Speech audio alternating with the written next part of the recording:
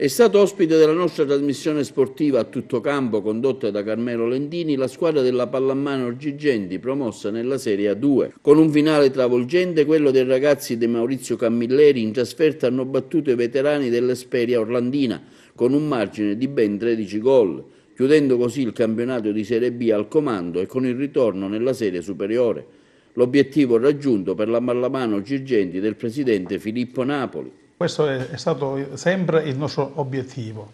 Noi siamo cresciuti in un centro giovanile e ricordiamo che eravamo piccoli e da piccoli siamo diventati grandi.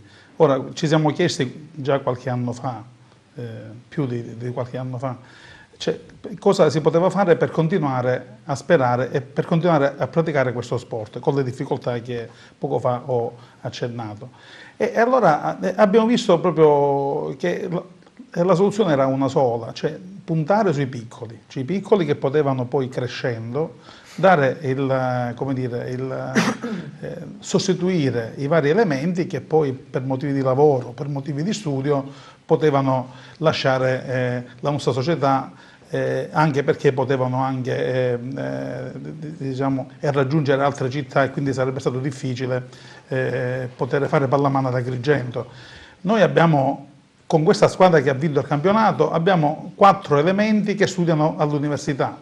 Ai miei tempi c'ero solo io che studiavo all'università. Quindi la pallamano a me ha dato tanto e, devo essere sincero, vedo che dà tanto anche a ciascuno di loro, perché li vedo contenti, felici di fare questo sport e punteremo sempre sui piccoli perché il loro entusiasmo ci carica, ci dà tante forze, tante energie che ci consentono di andare avanti e di sperare in un futuro sempre migliore. E intanto domenica scorsa, in occasione della partita Acregas-Juve Stabia, nel corso dell'intervallo, la società Acregas Città dei Templi, nella persona del presidente Silvio Alessi, ha consegnato agli atleti e ai suoi dirigenti una targa per sottolineare l'importanza della promozione nel campionato di Serie 2 nazionale della squadra.